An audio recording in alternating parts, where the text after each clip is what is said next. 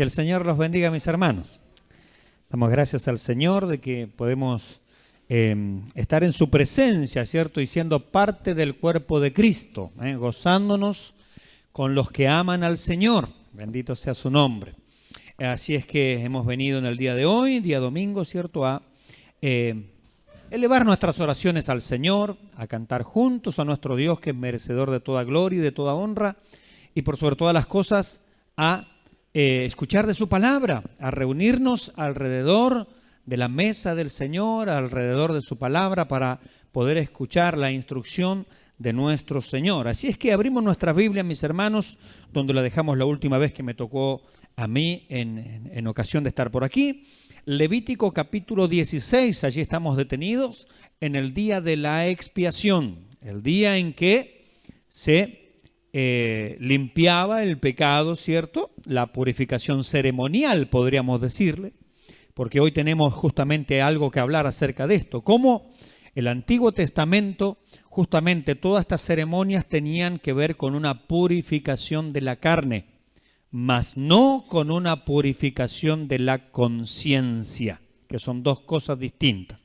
Es decir, todo el ritual del Antiguo Testamento servía, sí, servía en cuanto al ritual corporal, en cuanto a estar aptos, ¿cierto?, para acercarnos al santuario. Vimos, por ejemplo, en capítulos anteriores el leproso, cómo el leproso, una vez que estaba sanado, tenía que pasar por todo un ritual, tenía que pasar por una cuarentena, dormir afuera de su casa. Después en su casa lo recibían bien, allí su familia, ¿cierto?, su esposa, sus hijos.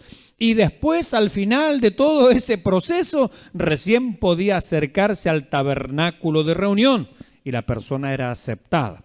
Entonces estamos hablando de una aceptación en términos del cuerpo, en términos de lo físico, mas no, como dice el escritor a los Hebreos, en términos espirituales, porque la conciencia no podía ser limpiada, La conciencia no podía ser lavada a través de un ritual. Necesitábamos no la sombra, no la figura, que es todo esto que vemos en Levítico, sino la realidad. El sacrificio expiatorio de Jesucristo que quita el pecado definitivamente con un solo sacrificio, mis hermanos.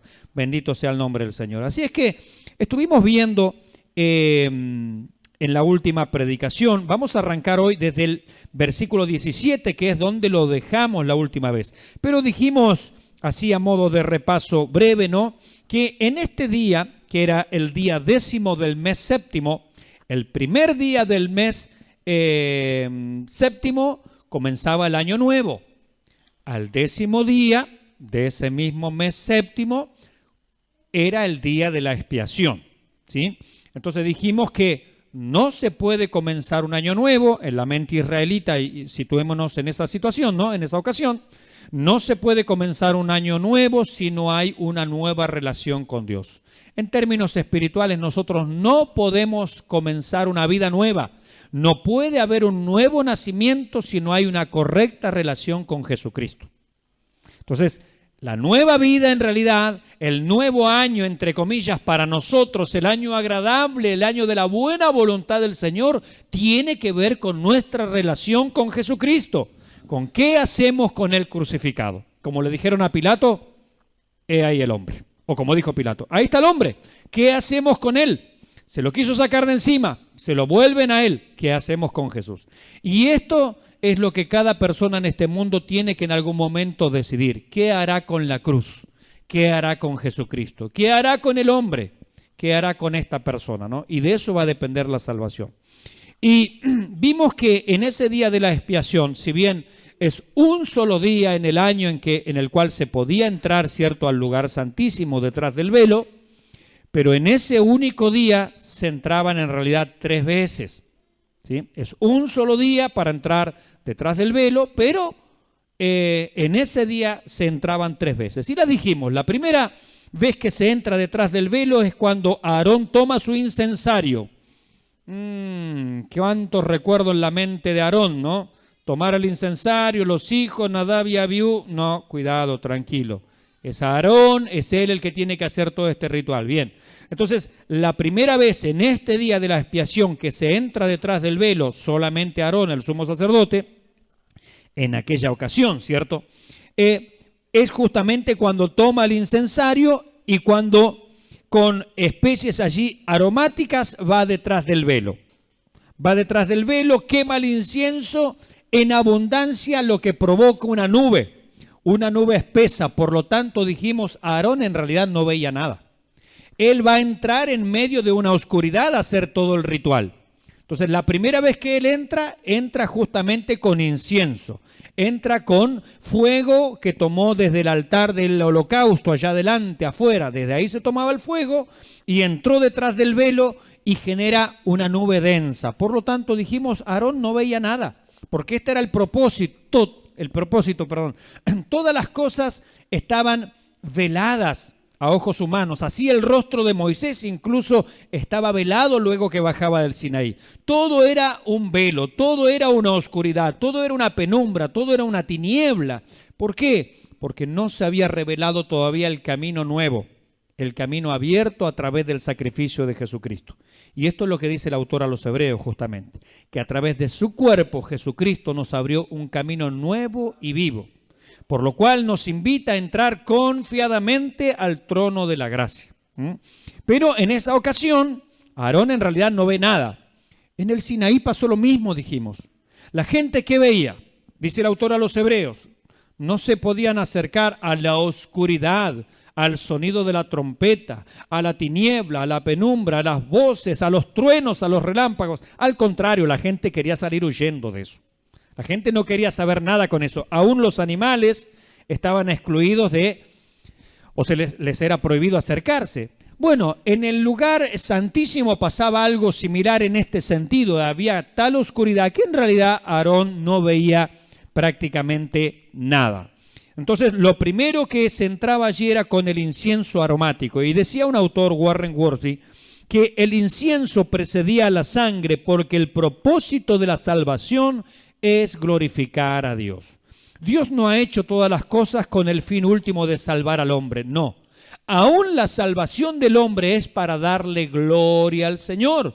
Y citamos Efesios capítulo 1, dice que fuimos elegidos para la gloria de su nombre, para la gloria de su gracia, para la alabanza de la gloria del Señor. Porque ese es el propósito. Dios tiene que ser glorificado. Dios salva al hombre y esto trae gloria a Dios. Aun cuando un pecador, mis hermanos, se arrepiente, los ángeles hacen fiesta en los cielos. ¿Por qué? Porque el arrepentimiento del ser humano, ¿qué hace? Le da la gloria a Dios. Entonces, Dios ha hecho todas las cosas para que su propio nombre, para que su santo nombre sea glorificado. Y nosotros hemos de glorificarle, mis hermanos. Hemos de vivir con la ayuda del Señor, con su gracia, con la ayuda y bendición del Espíritu Santo, mis hermanos, vidas que glorifiquen a nuestro Dios. Para eso está la iglesia en esta tierra, para glorificar el nombre del Señor. Luego entraba la segunda vez. ¿Cuándo era? Cuando el sumo sacerdote con ropas normales, o no normales, sino en el sentido comunes, sino ropas humildes, porque se puso una túnica de lino. ¿Se acuerdan que esto lo dijimos? Que él había dejado allí el pectoral, había dejado toda la pompa, todo el ornamento, toda la parafernalia con la cual normalmente se vestía, allí el gorro sobre su cabeza, la mitra, etcétera. Todo eso lo dejaba de lado.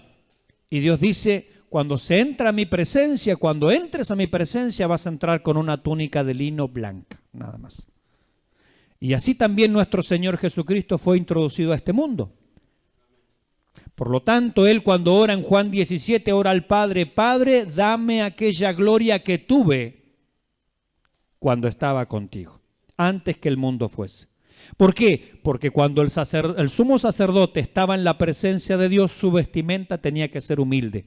No había aquí arrogancia, no había orgullo, no había vanagloria, había solamente una actitud de humildad en la presencia del Señor.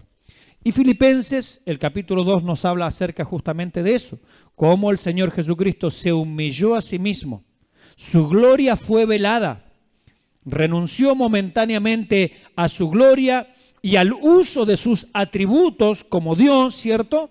Y vino aquí en humilde condición, aún haciéndose siervo, obediente hasta la muerte y muerte de cruz, dice la palabra del Señor. Así es que su actitud fue absolutamente humilde, por lo tanto él podía decir, aprended de mí que soy manso y humilde de corazón y hallaréis descanso para vuestras almas. Entonces, cuando el sumo sacerdote se despojaba de su vestidura, podía entrar allí a ministrar, ya dijimos, primero con el incienso, cubre una nube, allí espesa, una nube aromática, el lugar santísimo. La segunda vez, él sacrifica el becerro, que era por sí mismo y por toda la familia sacerdotal, por su familia, e ingresa con sangre. Ahora sí ingresa con sangre y rocía 7 veces hacia allí el propiciatorio, que es la tapa del arca del pacto.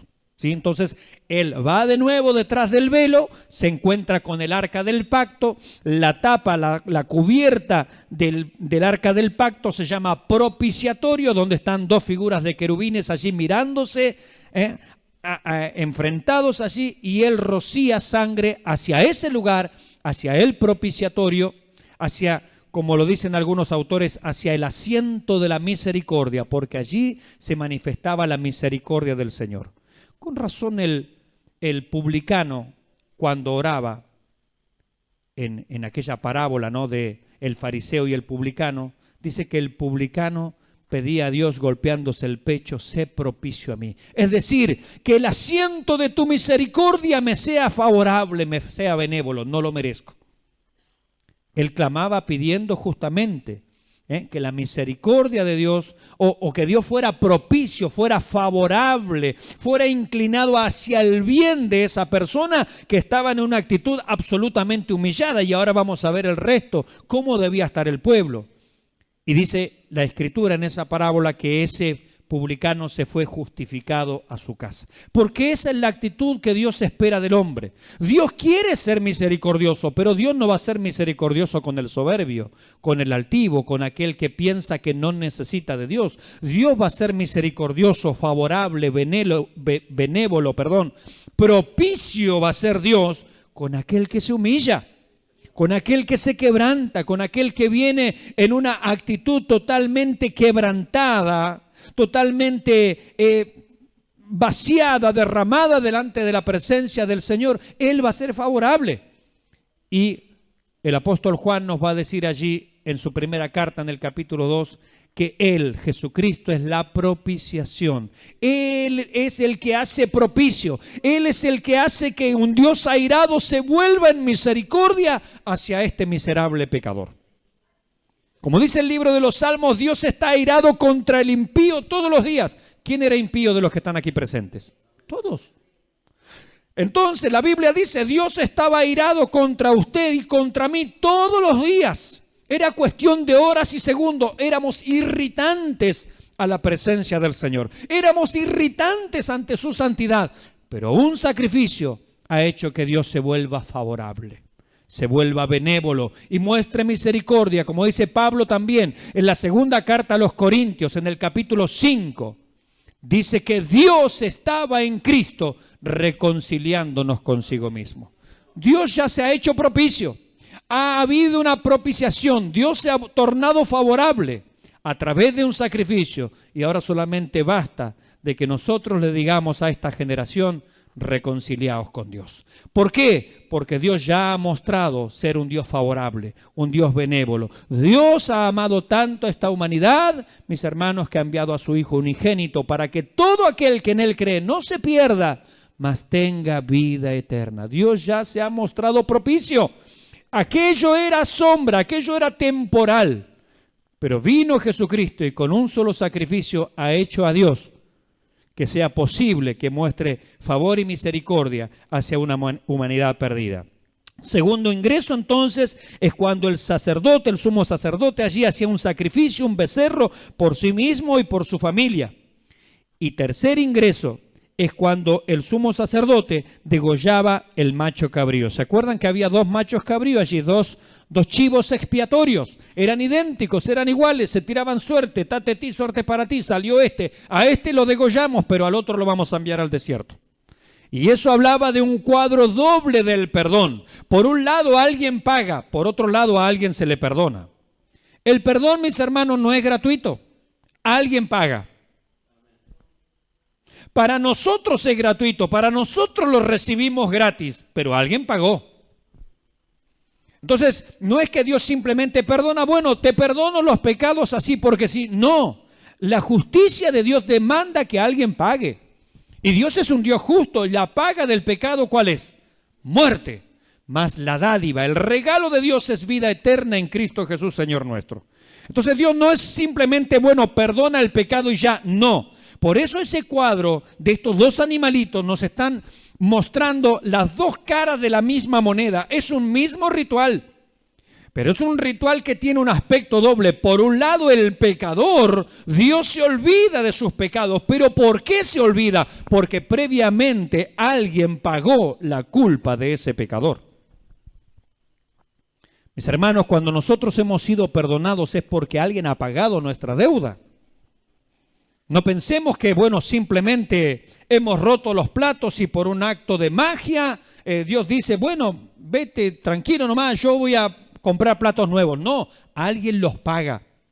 Y ese ritual, esta selección, lo que hace justamente es mostrarnos las dos caras de una misma moneda. Cómo el pecador, el culpable, puede ahora quedarse tranquilo porque otro ha asumido los costos de los platos rotos. Bendito sea el nombre del Señor. Entonces, en el versículo 15 encontramos la tercera vez en que el sumo sacerdote entra detrás del velo llevando aquel chivo expiatorio, ¿cierto? El macho cabrío que fue degollado y que se introduce allí la sangre, y ese era para la expiación de los pecados del pueblo. Entonces, en primer lugar, se introdujo con el incienso. En segundo lugar, se introdujo con la sangre de un becerro, de un torito, por sí mismo y por su familia, la familia sacerdotal. Y en tercer lugar, se introduce allí con sangre para la limpieza del pueblo, un chivo expiatorio. Llegamos al versículo 16 y dijimos que ser escogidos por Dios, ser una nación santa, un pueblo adquirido por Dios, ser personas que Dios ha separado, ha santificado, no nos hace exentos de pasar por el sacrificio. Aquí toda la nación de Israel tenía que estar presente ese día. Nadie se escapa, desde el rey hasta el mendigo del pueblo, todos tenían que estar allí presentes porque eran los pecados de toda la nación, individualmente y personalmente, mis hermanos. O sea que nadie queda excluido de estas cosas. Y al último, en el versículo 17, el último versículo que estuvimos viendo, dijimos que el sumo sacerdote hace toda su tarea solo. Nadie podía intervenir. Vamos desde ahí, desde el versículo 17, mis hermanos. Ningún hombre estará en el tabernáculo de reunión cuando él entre a hacer la expiación en el santuario hasta que él salga y haya hecho la expiación por sí, por su casa y por toda la congregación de Israel. Nadie podía ayudarle, nadie podía asistirle. Dijimos nosotros, ¿quién estuvo allí para alentar, para guiar, para fortalecer, para socorrer al Señor Jesucristo cuando Él se ofrece como ofrenda? Bueno, lo citamos en la carta a los Hebreos. Dice que Él, mediante el Espíritu Eterno, se ofreció a sí mismo. Las fuerzas las obtuvo del Espíritu Santo, mis hermanos. Pero no hubo persona, no hubo nadie allí que ayudara y que colaborara, ni que pudiera siquiera intervenir. Imagínese que si en el Antiguo Testamento, con cosas que eran sombra, con cosas que eran simplemente una maqueta, por así decirlo, no podía intervenir nadie, ¿podía alguien intervenir en el sacrificio concreto y real del Hijo de Dios? Obviamente que nadie. Entonces, Él se ofrece solo, mis hermanos, y Él solamente con la ayuda del Espíritu Santo, estoy hablando de Cristo, Él hizo esta tarea de redención.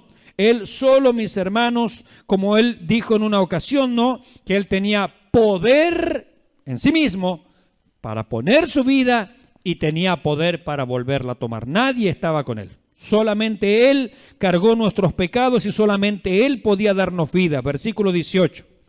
Y saldrá, dice, al altar que está delante de Jehová. Está hablando ahora delante del velo. Está todavía dentro del tabernáculo. Acaba de entrar detrás del velo por tercera vez. Sale detrás del velo y hay otro altar, el altar del incienso, donde estaban las especies aromáticas, ¿sí? Dice, y saldrá al altar que está delante de Jehová, el altar ahí del incienso, dentro del recinto, y lo expiará.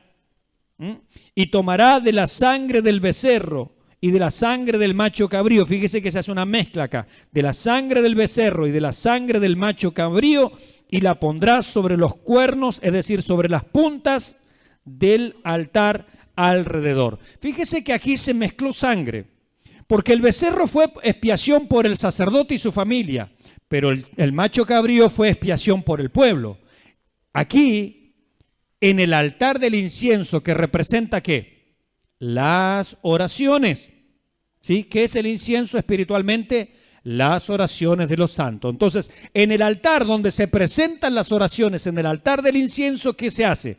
Se trae sangre por la expiación del sacerdote y se trae sangre por la expiación del pueblo. Y en cada punta, en los cuernos, dice, del altar, en cada punta, en los esquineros, se pone sangre. Y así se lo purifica. ¿Qué significa esto, mis hermanos? Que tanto el sacerdote como la nación ahora pueden acercarse a Dios y sus oraciones van a ser oídas. Porque hay sangre allí que se ofreció por el sacerdote y hay sangre allí que se ofreció por la nación en el lugar donde se elevan las oraciones. Por lo tanto, toda la nación, desde el sacerdote hasta cualquier ciudadano, mis hermanos, ahora podía acercarse en oración a este Dios santo, porque el lugar había sido purificado. Mire lo que dice Salomón, esto lo conocemos, cuando se dedicó el templo, que era básicamente lo mismo que el tabernáculo, nada más que hecho de piedra, digamos, de construcción material. Él dice en un momento de su oración, en la consagración de aquel lugar, dice Dios: si se humillare mi pueblo, sobre los cuales mi nombre es invocado, y oraren y buscaren mi rostro, y se convirtieren de sus malos caminos, entonces oiré yo desde los cielos, y perdonaré su pecado, y sanaré su tierra. Amén. Entonces, el pueblo podía ahora gozar de la comunión con Dios. Sus oraciones van a ser escuchadas, hermanos. Hermanos, lo hemos dicho en otras ocasiones aquí en este púlpito. Dios, la única oración que escucha de un pecador es cuando éste se arrepiente. Lo vuelvo a repetir. La única oración que Dios escucha de un pecador es cuando éste se arrepiente. Y cito palabras del Señor Jesucristo. Le dijo a sus discípulos: no seáis como los demás gentiles que piensan que por su palabrería serán oídos. ¿Qué quiso decir el Señor con eso? Dios no escucha la oración de la gente a no ser cuando ésta se arrepiente, porque Dios está airado contra el impío todos los días. Él ha hecho la provisión a través del sacrificio de Jesucristo. Él ya se ha hecho propicio a la humanidad, pero tiene que venir al sacrificio de la cruz, tiene que venir al sacrificio del Calvario, para que sus oraciones entonces puedan ser escuchadas. Mis hermanos, hay gente que puede decirle: he pedido a Dios tantas veces, puede seguirle pidiendo si quiere, pero en tanto y en cuanto no venga a los pies de la cruz, sus oraciones no van a ser oídas, no van a ser contestadas. Es más, el Señor Jesucristo, el amoroso Señor Jesucristo, dice: son palabrerías. La única oración que Dios escucha de un impío es cuando éste se arrepiente. No hay otra manera, porque el altar del incienso, para que la nación volviera, un año más se renovaba el plazo. ¿Se da cuenta que esto es una gracia? Una vez más, porque ¿cuándo esto hay que repetirlo de nuevo? Al año que viene. Y todos los años se hace memoria, dice, de los pecados. Todos los años sigo siendo pecador, sigo teniendo el mismo problema, hasta que venga el Cordero de Dios que quita el pecado del mundo de una vez y para siempre. Pero para que mis oraciones, para que la nación pueda clamar a este Dios bondadoso y misericordioso, el altar de la oración, el altar del incienso tiene que ser purificado. ¿Por qué? Por la sangre. Porque la sangre es lo que purifica, mis hermanos. La sangre de Cristo es la que purifica nuestro altar, la que purifica nuestros corazones, la que purifica nuestro corazón, nuestra vida. Dios solamente va a escuchar las oraciones de aquel que cae quebrantado, mis hermanos, a los pies de la cruz. No va a escuchar otra oración. Discúlpeme alguno que dice: no, bueno, yo le he pedido. puede seguirle pidiendo si usted quiera, pero en tanto y en cuanto usted no venga a los pies de la cruz, usted no va a tener una respuesta favorable a sus oraciones. Mire que Dios es bueno, hoy salió el sol para buenos y malos, dice la Escritura. Y Dios ofrece una gracia general para todos, sí. Hemos comido, hemos bebido, hemos descansado, tal vez alguno durmió una siesta, todo lo que querramos. Esa es la gracia general de Dios, pero Dios va a prestarle atención, como decíamos recién, si se humillare mi pueblo, sobre los cuales mi nombre es invocado, y oraren y buscaren mi rostro, y se convirtieren de sus malos caminos, entonces... Y solo entonces yo oiré desde los... ¿Se da cuenta? Para que Dios nos oiga, tiene que haber humillación, tiene que haber quebranto, tiene que haber arrepentimiento, tiene que haber una actitud en la cual yo vengo a los pies de la cruz, mis hermanos, y me reconozco como vil pecador. Y le digo, Dios, sé propicio de mí, sé favorable. Y Dios me responde, ya he sido favorable, ya soy propicio a través del sacrificio de mi Hijo. Ya ha sido la propiciación. Aquel publicano decía bien porque oraba a futuro, pero la propiciación universal ya se efectuó en la cruz del Calvario, mis hermanos. Hoy en día cualquier persona, esté donde esté, fíjese que allí se marcaban los cuernos del altar. Significa, ¿sabe qué es esto? Esté donde usted esté. Acuérdese que el tabernáculo estaba organizado en cuanto a los puntos cardinales. ¿Qué significaba esto? Usted venga del oriente, del occidente, del norte, del sur, de donde venga usted puede ser reconciliado y puede ser perdonado. Usted puede alcanzar misericordia, no importa dónde esté. Como dijo Pedro en su primer discurso allí, porque la promesa es para vosotros y para vuestros hijos y para todos los que están lejos y para cuantos el Señor nuestro Dios llamare. Para todos es la promesa, para todos es la bendición, para todos es el ofrecimiento de esta gracia, de esta misericordia disponible, mis hermanos. Y estamos en el versículo 18.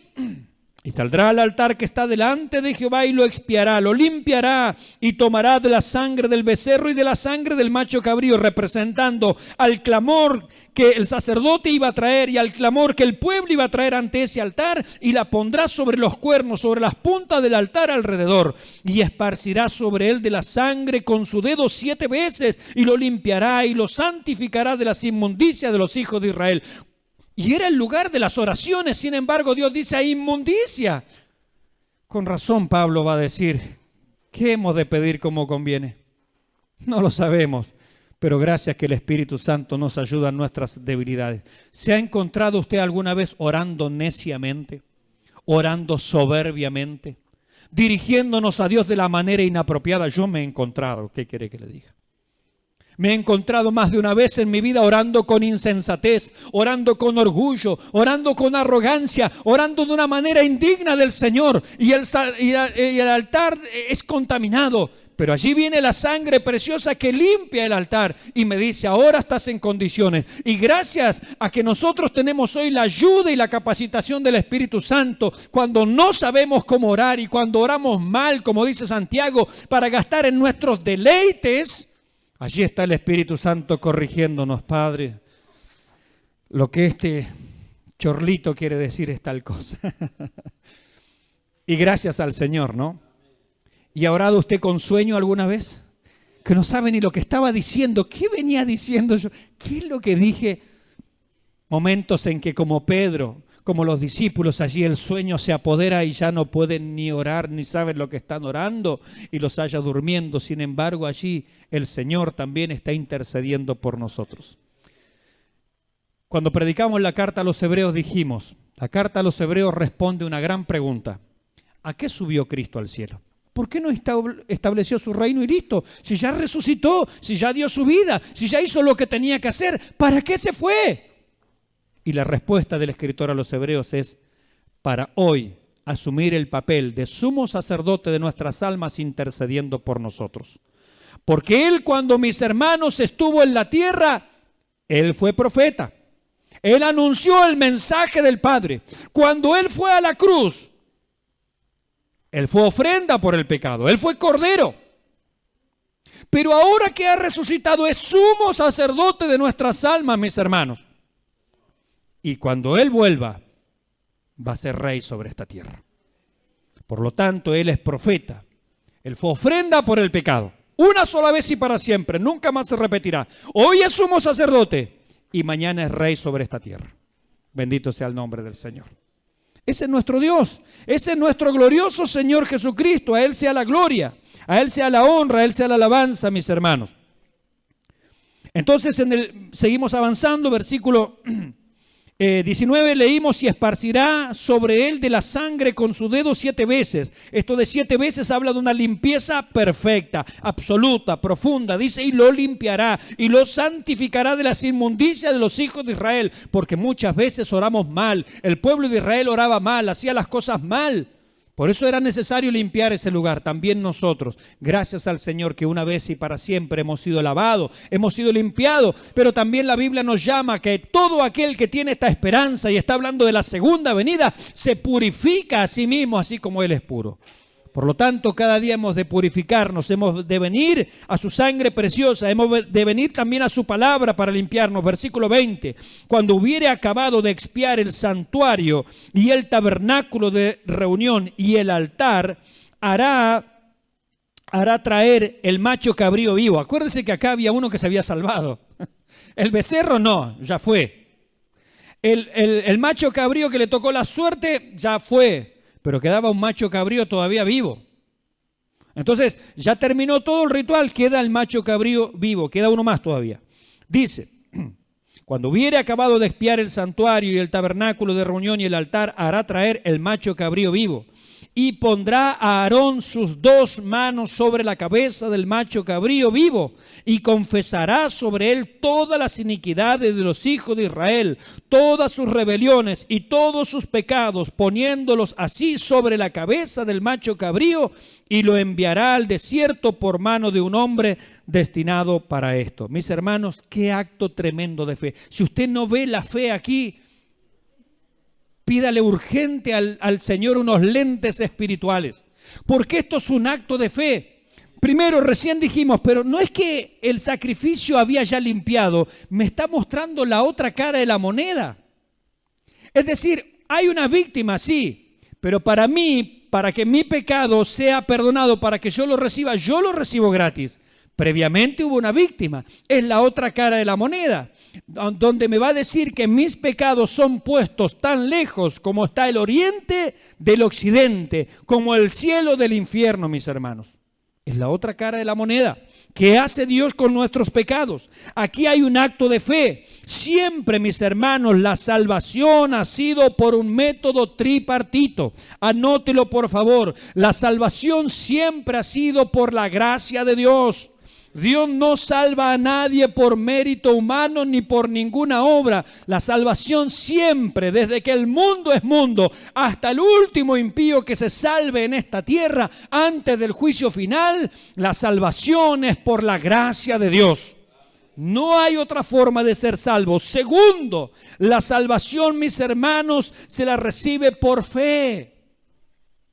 Solamente por fe, aquí lo tenemos. ¿Qué hace Dios? Manda mis pecados lejos. Pero, a ver, póngase un momento en este cuadro real. Si yo trajera en este momento un chivo aquí adentro del templo y pongo mis manos sobre él, ¿cuántos creerían realmente que ese chivo se está llevando su pecado, su culpa, su iniquidad? ¿Cuántos lo creerían de verdad? No se me haga ahora el súper espiritual. Usted diría, el pastor está medio chiflado. Imagínese cuántos israelitas, por eso dice la Biblia, de los más no se agradó Dios. Es decir, de la mayoría, y esto lo dice Pablo en 1 Corintios, de la mayoría, de los más, no se agradó Dios porque nunca creyeron a la palabra, por no ir acompañado de fe. Dios le está diciendo, la salvación es por gracia, pero tú tienes que creerlo. Tienes que creerlo. Algunos dicen, bueno, si la salvación es por gracia, que Él me la dé y ya. No. Él la ha dado, Él la pone a disposición, mejor dicho, pero tú tienes que tomarla por la fe. Tienes que creerlo, tienes que aceptarlo en tu corazón, tienes que decir, sí, Señor, vengo ahora por la fe, me pongo a los pies del Calvario. Cierre sus ojos un momento conmigo, imagínese este cuadro. Y yo le digo así: ahora vengo por la fe, Señor, y me arrodillo a los pies de la cruz. Aquí por la fe, Señor. Por la fe veo la cruz del Calvario. Me arrodillo ante la cruz, porque Dios no escuchará la oración de ningún impío soberbio. Pero vengo en quebrantamiento y en arrepentimiento, Señor. Y pongo mis dos manos, me abrazo del poste que sostiene la cruz, Señor, y creo que mis pecados son pasados a ti en la cruz del Calvario. Yo lo creo, deposito toda mi culpabilidad, todo mi pecado, toda mi maldad es pasada a ti a través de este acto de fe. Y uno recibe el perdón de Dios. De eso se trata la salvación. Imagínense aquí cuántos israelitas habrán pensado: pero este Aarón está medio loco. O sea, poner las manos en la cabeza de un chivo y pensar que el chivo se llama mis culpas. Pero es un acto de fe.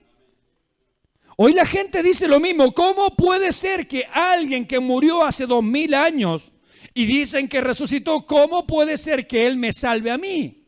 Es un acto de fe, es un acto de creer, es un acto de entregarse completamente a Él. Entonces dijimos, un método tripartito: la salvación siempre es por gracia, la salvación se la alcanza por la fe, y en tercer lugar es por derramamiento de sangre inocente. Un inocente tenía que morir para que el pecador pudiera ser perdonado. Y alcanzamos el perdón. Y como dice un viejo himno, alcancé salvación. Lo alcancé por la fe, únicamente por la fe. Mire lo que dice Hebreos capítulo 9, versículo 9. Dice: lo cual es símbolo para el tiempo presente, según el cual se presentan ofrendas y sacrificios que no pueden hacer perfecto en cuanto a la conciencia al que practica ese culto.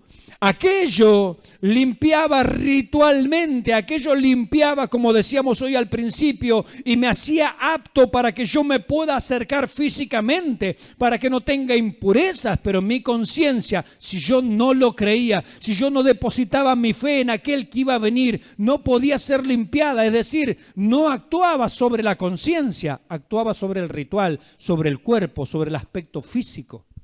Aún así había limpieza. Porque aquí dice, en lo que estamos leyendo: y pondrá Aarón sus dos manos sobre la cabeza del macho cabrío vivo y confesará sobre él todas las iniquidades de los hijos de Israel, todas sus rebeliones y todos sus pecados, poniéndolos así sobre la cabeza del macho cabrío, y lo enviará al desierto por mano de un hombre destinado para esto. Y aquel macho cabrío llevará sobre sí todas las iniquidades de ellos a tierra inhabitada y dejará ir al macho cabrío por el desierto. Tenía que creerlo, tenía que ejercitar la fe. Dios está actuando en gracia, Dios está actuando en misericordia, les está mostrando lo que va a hacer, y lo que está haciendo con sus pecados los pone lejos, a un lugar donde no hay memoria de nada. Pero hay que creerlo, porque la salvación se la recibe por la fe o no se la recibe. Es la única manera, mis hermanos. Después, versículo 23, vendrá Aarón al tabernáculo de reunión y se quitará las vestiduras de lino que había vestido para entrar en el santuario y las pondrá allí. Versículo 24, lavará luego su cuerpo con agua en el lugar del santuario, y después de ponerse sus vestidos saldrá y hará su holocausto y el holocausto del pueblo, y hará expiación por sí y por el pueblo. Gloria al nombre del Señor. Llegamos aquí al momento en que él se cambia de vestidura.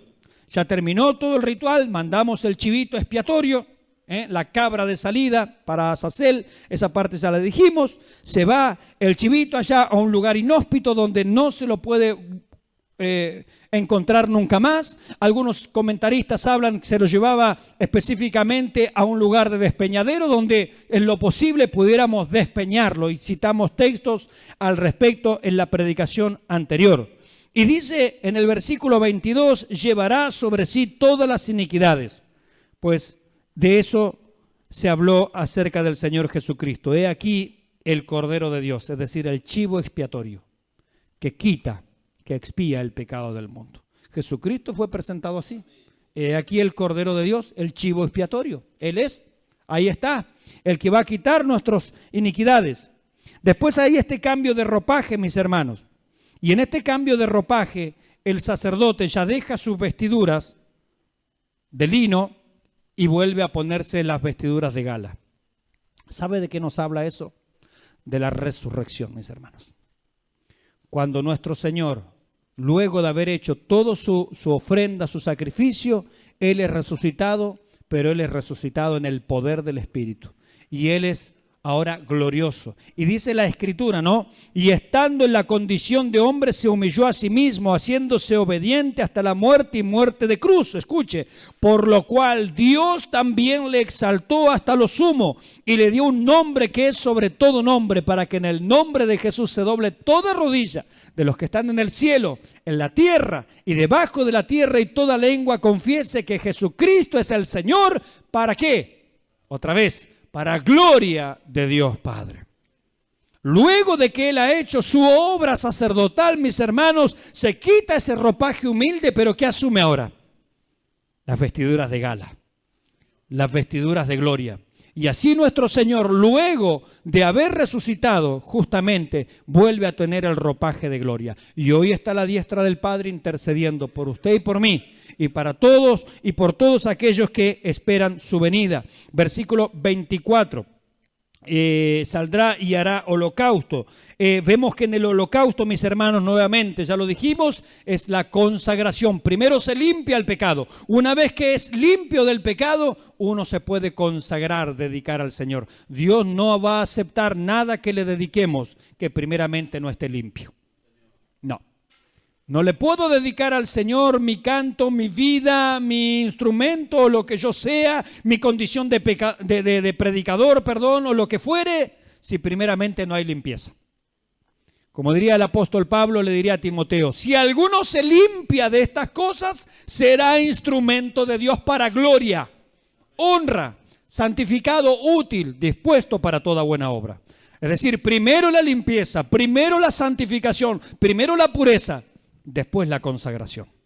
Y así vemos aquí, primero la expiación, luego el holocausto, que justamente es la consagración. Porque les quiero recordar una vez más que la palabra holocausto significa todo quemado, todo consagrado a Dios. Es decir, no me puedo consagrar al Señor si primeramente no me limpio, si el problema del pecado no ha sido resuelto en mi vida. Bendito sea el nombre del Señor. Versículos 27 y 28, ya estamos cerca del final. El que los quemare, lavará, porque bueno, se quemaban allí los restos de los animales, ¿no? El que los quemare lavará sus vestidos, lavará también su cuerpo con agua, después podrá entrar en el campamento. Versículo 29, y esto tendréis por estatuto perpetuo. En el mes séptimo, acá recuerda, a los 10 días del mes, afligiréis vuestras almas, y ninguna obra haréis, ni el natural, ni el extranjero que mora entre vosotros. Versículo 30, porque en este día se hará expiación por vosotros, y seréis limpios de todos vuestros pecados delante de Jehová. 31, día de reposo es para vosotros, y afligiréis, una vez más dice, vuestras almas, es estatuto perpetuo.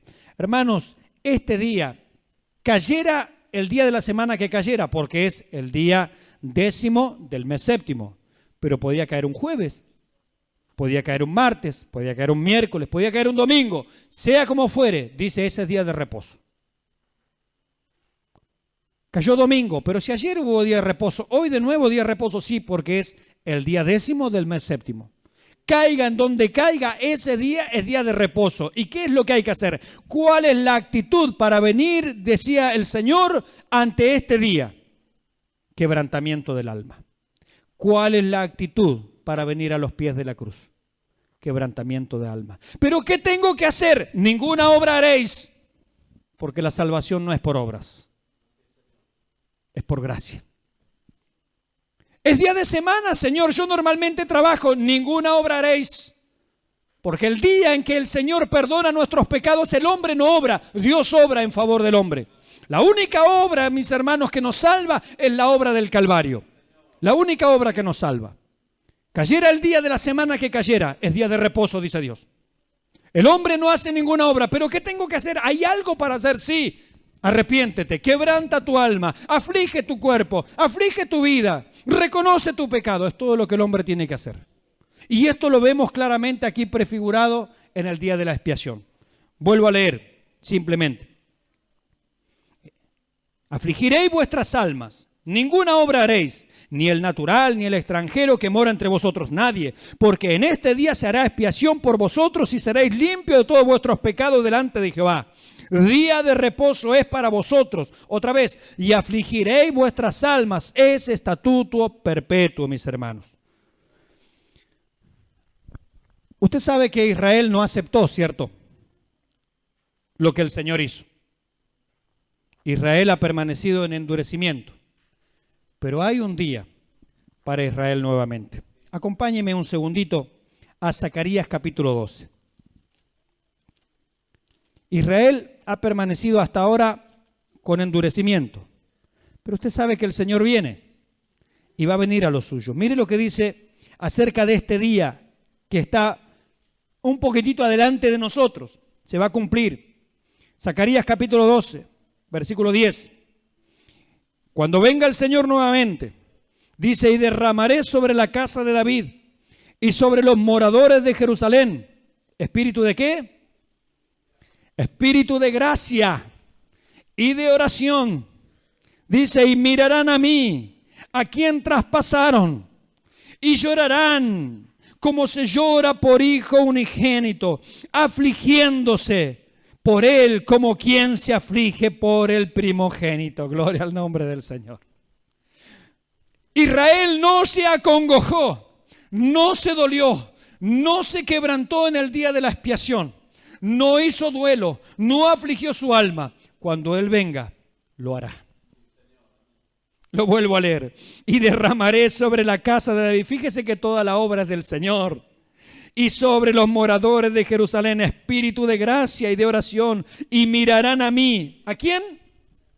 ¿A quién traspasaron? Y llorarán como se llora por hijo unigénito, afligiéndose por él como quien se aflige por el primogénito. Gloria al nombre del Señor. Viene el día, mis hermanos, en que Israel podrá hacer lo que el Señor le estaba pidiendo. Y toda la nación. Y hoy nosotros podemos venir a los pies de la cruz, mis hermanos. Y podemos afligirnos. Y podemos, mis hermanos, derramar nuestra alma por aquel que fue traspasado por nuestras rebeliones, que fue herido por nuestras rebeliones, que fue abierto su costado por nuestras maldades. Pero Él que dice, y derramaré espíritu de gracia y espíritu de oración. Y Él lo hace, mis hermanos. Y hoy estamos aquí reunidos por la gracia de Dios y podemos orar por la gracia de Dios. Hemos sido salvados por la gracia de Dios y hemos por la fe abrazado esta obra maravillosa y preciosa, mis hermanos. Afligiré vuestras almas, arrepentimiento, dolor, pesar. Así comenzó, mis hermanos, la predicación de Juan el Bautista y la predicación del Señor. Arrepentíos, es decir, aflíjanse, conviértanse, porque el reino de los cielos se ha acercado. Bendito sea el nombre del Señor. Y terminamos ya versículos finales, 32 y 33. Hará la expiación el sacerdote que fuere ungido y consagrado para ser sacerdote en lugar de su padre, y se vestirá las vestiduras de lino, las vestiduras sagradas, y hará la expiación por el santuario santo y el tabernáculo de reunión. También hará expiación por el altar, por los sacerdotes y por todo el pueblo de la congregación. Y esto tendréis como estatuto perpetuo para hacer expiación una vez al año por todos los pecados de Israel. Y Moisés lo hizo como Jehová le mandó. Gloria al nombre del Señor. El sacerdote ungido y consagrado para tal efecto lo podía hacer, y solo él. Y la Biblia dice del Señor Jesucristo, por lo cual te ungió Dios, el Dios tuyo. Y también se dice de él, tú eres sacerdote para siempre. Él es el señalado. Él es la persona indicada. Y hablando de la propiciación, lo citábamos hoy, 1 Juan capítulo 2, versículo 2, aquí terminamos. Y Él es la propiciación. Él es el que ha hecho favorable a Dios, podríamos decirlo. Y Él es la propiciación por nuestros pecados. Y no solamente por los nuestros, sino también por los de todo el mundo. Gloria al nombre del Señor. Le damos gracias al Señor por su palabra. Incline su rostro, por favor.